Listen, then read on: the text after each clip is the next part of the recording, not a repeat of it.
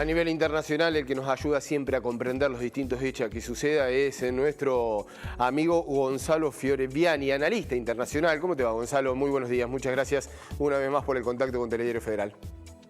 Hola, ¿qué tal? Muy buenos días. Un abrazo grande y saludo a toda la audiencia por ahí. Bueno, tenemos un par de temas hoy para estar hablando. Lo que sucede en Nicaragua, en donde Argentina se abstuvo de condenar en la OEA la violación a los derechos humanos de la dictadura de Nicaragua. Al menos así se presenta desde una óptica, ¿no? La visión internacional que ha dado Argentina y la decisión que ha tomado el gobierno argentino. Así es, sí. Primero hay que decir que lo que sucede en Nicaragua, de acuerdo a la gran mayoría de observadores, de grupos de derechos humanos, son claras violaciones a los derechos humanos. Creo que en este caso no coincido cuando se califica de dictadura al gobierno venezolano. En este caso creo que sí se dan las condiciones para calificar de dictadura al gobierno de Nicaragua, o por lo menos de gobierno autocrático o que viola los preceptos básicos democráticos. Es un gobierno que está encabezado por Daniel Ortega, por su esposa, que es la vicepresidenta, Rosario Murillo, que en los últimos días se ha detenido a 13 dirigentes opositores, entre ellos varios candidatos presidenciales.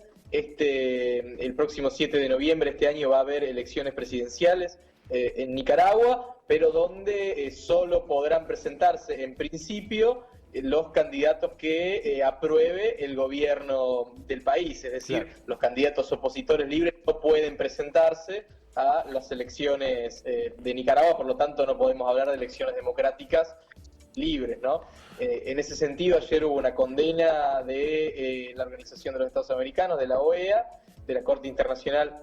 En la Corte Internacional de Derechos Humanos también se han presentado mucha influencia de Estados Unidos. Gonzalo, discúlpame. Sí, discúlpame. ¿Mucha influencia de Estados Unidos en estas condenas? Sí, por supuesto. Muchas influencias de los Estados Unidos. La administración Biden ha salido claramente a marcar su condena al gobierno de Nicaragua y a pedirle a los países latinoamericanos que voten contrario a que voten la condena al gobierno de Nicaragua. En ese sentido, tanto Argentina como México se han abstenido de condenar, no votaron ni a favor ni en contra de la condena. En contra, por ejemplo, votó Bolivia, por supuesto Nicaragua, que también es parte de la OEA, México y Argentina junto a Honduras, Dominica, Belice y un par de países más se han abstenido. Si bien uno puede criticar o no la decisión, lo cierto es que va en consecuencia con una postura histórica, no de este gobierno, sino histórica de la diplomacia tanto argentina como mexicana, de abstenerse en este tipo de votaciones, salvo en el gobierno, no condenar. Es cierto, Gonzalo, la postura histórica. Digo, recuerdo por ahí alguna intromisión o algún voto o alguna condena en estos organismos internacionales en el gobierno de Mauricio Macri, que era lo que llamaba la atención, ¿no? Esa postura y de ese cambio histórico de abstención de Argentina con las políticas exteriores en los países, en el interior de cada uno de esos países, ¿no?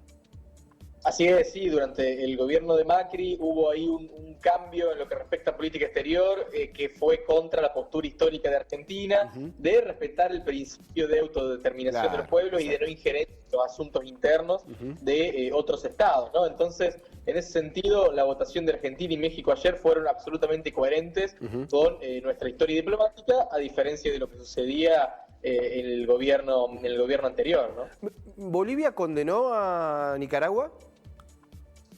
No, Bolivia tampoco se abstuvo. Bolivia votó en contra de la condena. El gobierno de Ortega, para quien no sabe, bueno, Ortega llegó al poder en los 80 como un dirigente de izquierda, hizo la revolución sandinista, derrocó a la dictadura de Somoza, una de las más sangrientas de América Latina.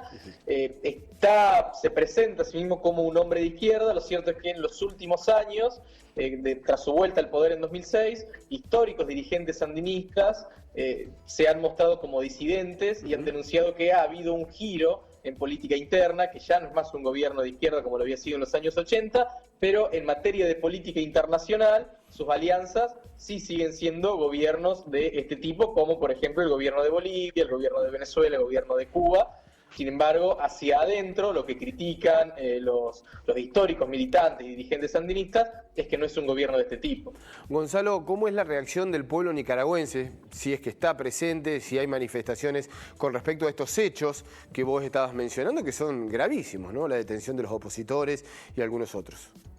Las últimas manifestaciones masivas en Nicaragua fueron en 2018. Claro. No han habido nuevamente manifestaciones masivas contrarias al gobierno de los Ortega. En 2018 fue muy dura la represión, se reportaron más de 300 muertos, más de 2.000 heridos, hay más de 200 desaparecidos.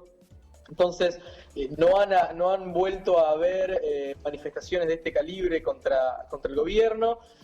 Hay que ver si esta detención masiva de opositores vuelve a desatar nuevamente cierta indignación popular y vuelve a salir a la calle los nicaragüenses, ¿no? Pero es un contexto de mucha represión. El jefe de la policía de Nicaragua, que tiene mucho poder, es consuegro a su vez de Daniel Ortega, es decir, queda todo bastante en familia también en el gobierno. Así que te imaginarás, el clima político no es proclive a que sucedan este tipo de manifestaciones masivas, porque la represión después es muy dura. Venimos a Sudamérica, hablamos de Perú. Finalmente se oficializó a Castillo como presidente por un exiguo margen, menos de 50.000 votos, ¿puede ser el resultado final? Así es, 44.000 votos.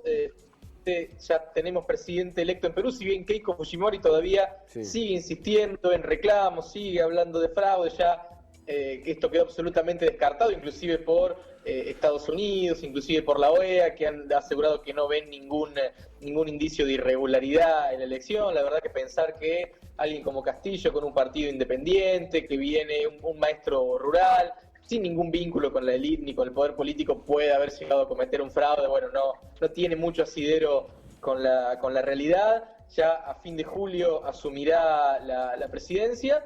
Y bueno, se vienen varios desafíos. Yo creo que el principal desafío que tiene Castillo es durar en el cargo, ¿no? Terminar el mandato, algo que acá nos parece lógico. En Perú los últimos 4 presidentes han durado 13 meses promedio, así que creo que el máximo desafío que tiene en principio es terminar el mandato. Después, bueno, tiene una serie de reformas ambiciosas que quiere hacer.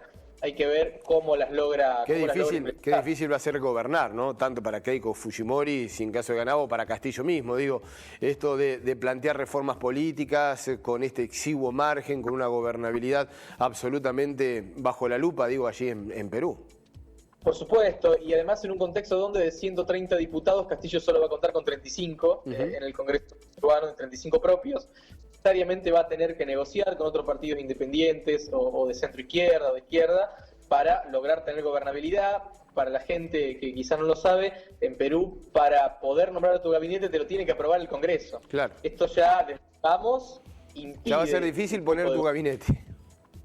Exacto. Bueno, y si el Congreso 2 veces no te aprueba el gabinete, el presidente puede disolver el Congreso y llamar nuevamente elecciones legislativas. Claro. Esto también implicaría un gran desgaste, porque un presidente que recién asume ya se tiene que enfrentar a un test electoral nuevamente para volver a conformar el Congreso. Es decir, es muy desgastante y muy compleja la política peruana. Por eso creo que el mayor desafío de Castillo va a ser lograr consensos y poder terminar el mandato. Después tiene una serie de reformas que son realmente muy ambiciosas. En la última década no ha habido un presidente latinoamericano que asuma con tal cantidad de promesas, ¿no? Entre ellas una reforma agraria, nacionalización de todos los servicios públicos, nacionalización de cobre, minería, etcétera, etcétera. Entonces hay que ver cómo logra llevarlo adelante.